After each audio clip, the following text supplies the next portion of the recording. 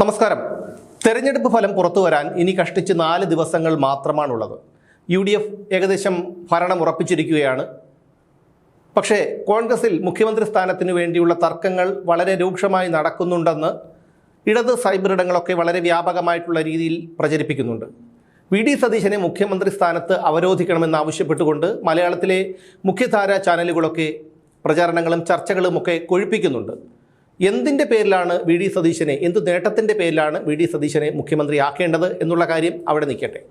ഇനി UDF സർക്കാർ അധികാരത്തിൽ വന്നാൽ തന്നെ അവരെ കാത്തിരിക്കുന്നത് വലിയ പ്രതിസന്ധിയാണ്. സത്യപ്രതിജ്ഞ കഴിഞ്ഞതിൻ്റെ പിറ്റേ ദിവസം ചെങ്കോണകവും പൊക്കിക്കൊണ്ട് അന്തം കമ്മികൾ സെക്രട്ടേറിയറ്റ് വളയും, മന്ത്രിമാരെ വഴിയിലിറങ്ങി നടക്കാൻ സമ്മതിക്കില്ല, സാധാരണ ജനങ്ങൾക്ക് ബുദ്ധിമുട്ടുണ്ടാക്കും, സമരവും പ്രകടനവും പ്രതിഷേധവും എന്ന പേരിലൊക്കെ. ഇപ്പോൾ ഭരണത്തിലുള്ളതിനേക്കാൾ വലിയ പ്രതിസന്ധികൾ കേരളത്തിലെ ജനങ്ങൾ അനുഭവിക്കേണ്ടി വരും. ഈ ഒരു അവസരത്തിലാണ് ദേശാഭിമാനിയുടെ മുൻ അസോസിയേറ്റ് എഡിറ്ററും ജനശക്തി വാരികയുടെ ചീഫ് എഡിറ്ററുമായ G ശക്തിധരൻ സമൂഹ മാധ്യമത്തിലൂടെ ഇക്കാര്യം തുറന്നെഴുതിയിരിക്കുന്നത്. മലർന്നു കിടന്ന് തുപ്പുന്ന കോൺഗ്രസ് എന്ന തലക്കെട്ടിലാണ് അദ്ദേഹത്തിൻ്റെ കുറിപ്പ്. ആ കുറിപ്പ് എങ്ങനെയാണ്: എത്രമാത്രം ഐശ്വര്യപൂർണവും സമാധാനപൂർണവുമായ സംസ്ഥാനമായിരുന്നു കേരളം. ചൂടേറിയ ഒരു പൊതു തെരഞ്ഞെടുപ്പിനെ 3.25 കോടി ജനങ്ങൾ നേരിട്ടിട്ട് പോലും എന്തെങ്കിലും കടുത്ത രാഷ്ട്രീയ കാലുഷ്യത്തിന് കേരളത്തിൽ ഒരിടത്തും വഴിയൊരുക്കിയില്ല. തെരഞ്ഞെടുപ്പിന് കേരളം അനുഭവിച്ച പേറ്റുനോവ് അടുത്ത ജൂൺ 4 സുഖപ്രസവത്തോടെ സുഖപര്യവസായിയാകും എന്നാണ് എല്ലാവരും പ്രതീക്ഷിക്കുന്നത്. പക്ഷേ ഇത് ചിത്രത്തിൻ്റെ ഒരു വശമേ ആകുന്നുള്ളൂ. കേരളം ഉള്ളിൽ പുകയുകയാണ്, UDF പുകയുകയാണ്. കോൺഗ്രസിൽ ഉണ്ടാകാനിരിക്കുന്ന വിസ്ഫോടനം പ്രവചനാതീതമാണ്. വാളെടുത്തവർ വെളിച്ചപ്പാടുമാരാകുന്ന നികൃഷ്ടമായ ഉറഞ്ഞുതുള്ളൽ കാണാൻ അധിക സമയം വേണ്ട. കോൺഗ്രസ് എന്ന പാർട്ടിക്ക് എപ്പോൾ അച്ചടക്കമുണ്ടാകുന്നു അപ്പോഴേ കേരളത്തിൽ ഐശ്വര്യമുണ്ടാകൂ, വികസനമുണ്ടാകൂ. സ്ഥാനമോഹികളായ ചില നേതാക്കൾ തങ്ങളെ ജനങ്ങൾ ഏൽപ്പിച്ചിരിക്കുന്ന ഉത്തരവാദിത്വങ്ങളെക്കുറിച്ച് തെല്ലും ബോധവാന്മാർ ആകുന്നില്ല. അവർക്കിതെല്ലാം കുട്ടിക്കളിയാണ്. മാധ്യമങ്ങളെ പ്രലോഭിപ്പിച്ച് അവരെ വശത്താക്കി ദുഷിച്ച രാഷ്ട്രീയം കൊയ്യുകയാണിവർ. എവിടെയോ നിന്ന് കടന്നുകൂടിയ കുറേ അലവലാദികൾ കോൺഗ്രസിൻ്റെ മേലങ്കി അണിഞ്ഞ് കേരളത്തിൻ്റെ അഭിമാന സ്തംഭങ്ങളായ കോൺഗ്രസ് നേതാക്കളെ തെരുവിലിട്ട് ഭേദ്യം ചെയ്യുന്നത് എത്ര നിസ്സഹായമായി കണ്ടുകൊണ്ടിരിക്കുകയാണ് ജനം. എന്തൊക്കെ നുണക്കഥകളാണ് താൽക്കാലിക ലാഭം ലക്ഷ്യമാക്കി പടച്ചുവിടുന്നത്. ഒരു വസ്തുതയുണ്ട്: പൊതുരാഷ്ട്രീയം ജീർണാവസ്ഥയിലാണ്.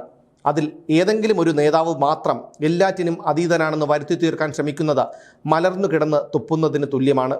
പക്ഷേ എപ്പോഴും ഇക്കാര്യങ്ങളിൽ ജാഗ്രത പുലർത്താൻ നിഷ്കർഷിക്കാൻ മുതിരുന്നത് അഭിനന്ദനീയമാണ്. പ്രതിപക്ഷത്തിൻ്റെ അതിശക്തമായ ആവനാഴിയിൽ നിന്ന് ബഹിർഗമിക്കാൻ പോകുന്ന രാഷ്ട്രീയ പെരുമഴയുടെ കാഠിന്യം ഇവരാരും വിദൂരമായി പോലും ചിന്തിക്കുന്നില്ല. കഴിഞ്ഞ 10 വർഷം മുഖ്യമന്ത്രിയുടെ ആസ്ഥാനത്തേക്ക് കോൺഗ്രസ് ഒരു സമരവും നയിച്ചിട്ടില്ല. അതിനുള്ള നെഞ്ചുറപ്പുള്ള ഒരു നേതാവും കോൺഗ്രസിലില്ല.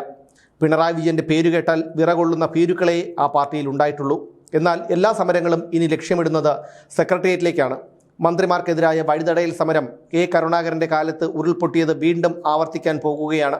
കുന്നത്തുനാട് വെച്ച സിവിൽ സപ്ലൈസ് മന്ത്രി TH മുസ്തഫയെയും കൊച്ചു കടവന്ത്രയിൽ വെച്ച് മന്ത്രി രമേശ് ചെന്നിത്തലയെയും വടിയും തടിക്കഷ്ണങ്ങളും കൊണ്ട് വളഞ്ഞു വെച്ച് കാറിനുള്ളിൽ ഭേദ്യം ചെയ്തപ്പോൾ ആത്മരക്ഷയ്ക്ക് ആശ്രയിച്ചത് വഴിയോരത്ത് പടർന്നു പന്തലിച്ച മുരുക്കായിരുന്നു.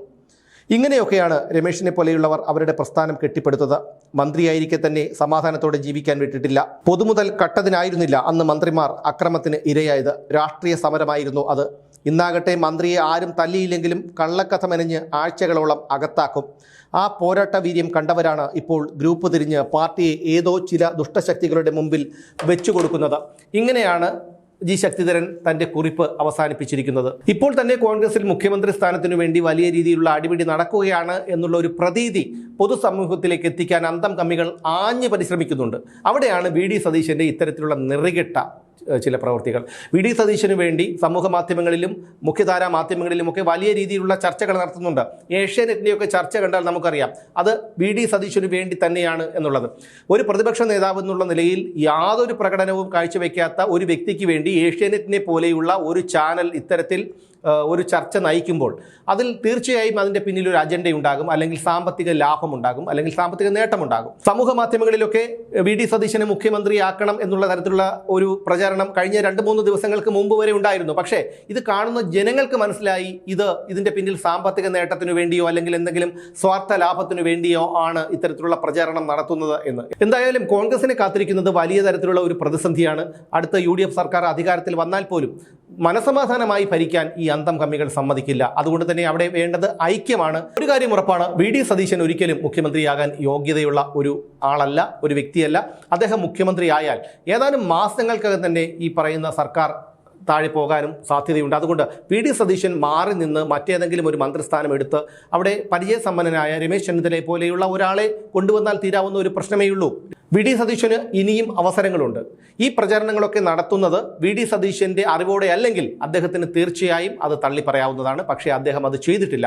എന്തായാലും ജി ശക്തിധരൻ പറഞ്ഞതുപോലെ കോൺഗ്രസ് മലർന്നു കിടന്ന് തുപ്പുകയാണ് എന്നുള്ളതാണ് സത്യം.